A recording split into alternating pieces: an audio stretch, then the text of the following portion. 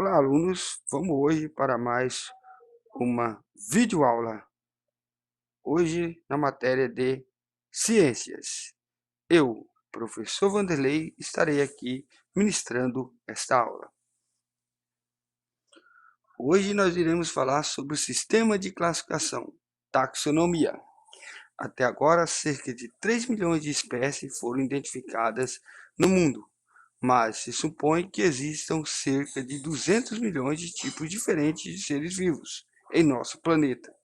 São tantos que seria impossível estudá-los e descobrir relações entre eles e comunicar essas descobertas se não houvesse um modo de dar um nome a cada espécie e classificá-las. Mas o que é classificar? É agrupar os semelhantes segundo uma ou mais características escolhidas. Taxonomia é a parte da biologia que trata da classificação dos seres vivos. A taxonomia agrupa os seres vivos de acordo com as semelhanças existentes entre seus corpos, seu funcionamento, seu modo de reprodução, isto é, as características que apresentam. Aristóteles. O primeiro sistema de classificação foi o de Aristóteles, no século IV a.C., que ordenou os animais pelo tipo de reprodução e por terem ou não sangue vermelho. O discípulo Teofrasto classificou as plantas pelo seu uso e forma de cultivo. Classificação de Aristóteles em dois reinos: reino animais e reino das plantas.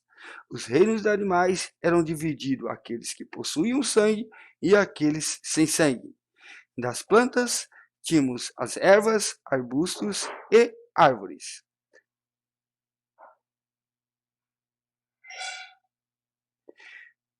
Para Aristóteles, os humanos, capazes de se nutrir e de reproduzir, também possuíam sentido e raciocínio. Animais capazes de nutrir e de se reproduzir e não possuíam sentidos. Vegetais capazes de se nutrir e de se reproduzir. A classificação dos seres vivos, Linneu, conhecido em português como Linneu, tem classificação de categorias hierárquicas, considerando semelhanças anatômicas, fisiológicas e comportamentais entre os seres vivos. O sistema de tempo é utilizado até hoje.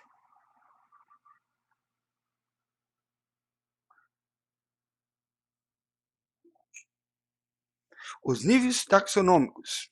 Espécie é um conjunto de indivíduos semelhantes entre si, descendentes férteis, ou seja, que também são capazes de gênero. A onça pintada, por exemplo, são do mesmo gênero, Panthera, e descreve um conjunto de espécies em um único gênero. Linneu tinha noção de que, apesar das semelhanças, eles apresentavam diferença.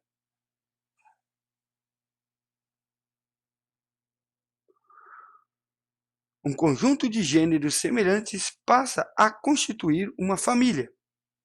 O grupamento de famílias que têm semelhanças formam uma ordem. De ordem constitui uma classe. Classes. Reunidas sobre... Em botânica, usa-se a denominação divisão, em vez de filo. A reunião de filos constitui um reino. O maior, por exemplo, o gato doméstico. Maior diversidade biológica entre os seres, entre os representantes por categoria. O filo tem a e a espécie entre os representantes. O gato, assim como nós falamos, pertence ao reino. Filho, chordata, animalia, raposa, lobo, tigre, cavalo, vertebrados, raposa, lobo, tigre. Animalia não pertence mais ao filho vertebrado. As animais que mamam, animais que consomem carne, raposa, lobo, família, Felidae, o gato, gênero, Felis, Felis, espécie, Felis silvestris. Reino Animalia. Todos os animais apresentam, inclusive o filogenia. Alguns agora já não estão mais. Classe mamália, somente os que... Ordem carnívora, canídea e espécie canídea. Reino, a diversidade, espécie, a menor diversidade. A nomenclatura científica. Uma taxonomia foi a criação de um sistema padronizado de nomenclatura para os seres vivos, relacionado à classificação. A principal regra desse sistema é o sendo que o primeiro nome escrito com a primeira letra com letra minúscula determina S. Os taxonomistas utilizam a nomenclatura binominal proposta por Linneu. Os seres vivos. Primeiro, mais uma vez, olhamos. E o último. De uma espécie deve vir sempre destacado, geralmente itálico. Quando manuscrito, ele deve ser sublinhado. É indicado escrever após o valor da descrição da espécie, somado ao ano em que a espécie foi identificada e classificada. Veja alguns exemplos. Nomenclatura binominal de Linneu. O nome de uma série de partes. A primeira parte é o nome do gênero.